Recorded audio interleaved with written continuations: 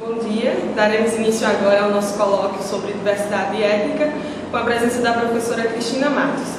Cristina Matos possui mestrado pela Universidade Federal da Paraíba e doutorado em Sociologia pela Universidade Federal do Ceará.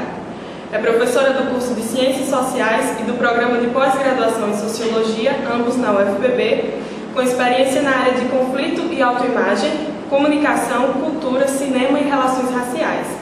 Também é integrante do Núcleo de Estudos e Pesquisas Afro-Brasileiros e Indígenas, o NEAB, da UFPB, e uma das editoras da revista Política e Trabalho, publicação semestral do PPGS, em circulação há 30 anos, divulgando conhecimento produzido na área de ciências sociais e promovendo o debate intelectual sobre a realidade brasileira e internacional. Professora, na Paraíba, mais de 60% da população é negra. E o jovem paraibano negro e pobre, ele tem quase 20 vezes mais chances de ser assassinado do que um jovem branco, também paraibano, de classe média. E esses dados é segundo o relatório do Mapa da Violência, publicado em 2011. Queria saber como é que a senhora avalia essa situação, quais são as causas, as possíveis causas disso. Eu queria agradecer o convite para estar aqui hoje, conversando com vocês.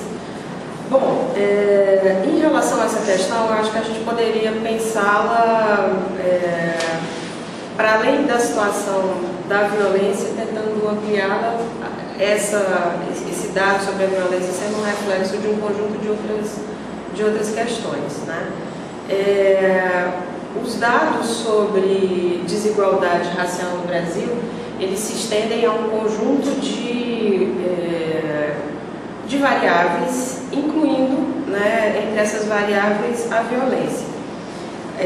O que a gente pode pensar? Qual é a função do Estado e qual é a função da polícia? Para todos nós, né, cidadãos brasileiros. A função dos órgãos de proteção é, claramente, proteger todos os cidadãos. Esses dados revelam que, na verdade, parte da população não está protegida como deveria, não é?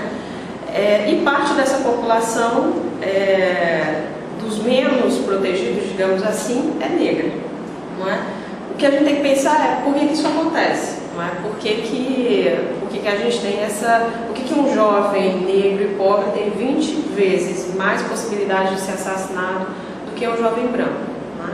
Se a gente for tentar responder essa pergunta, a gente necessariamente tem que passar por uma dimensão da sociedade brasileira que nem sempre recebe a importância devida no debate sobre uma série de questões, né?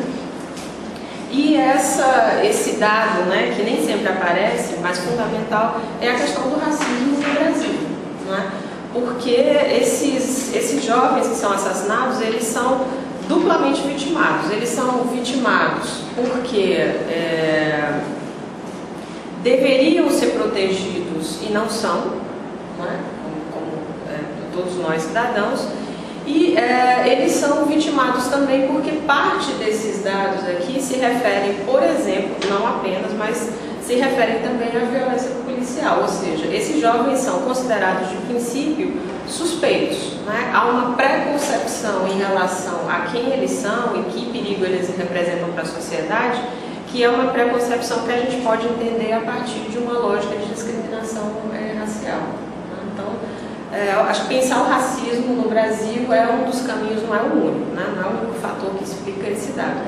Mas pensar o racismo no Brasil é um caminho, sim, para entender por que esses dados existem, né? Ou seja, por que não há igualdade de possibilidades, não é, entre jovens brancos e jovens negros de sofrerem violência.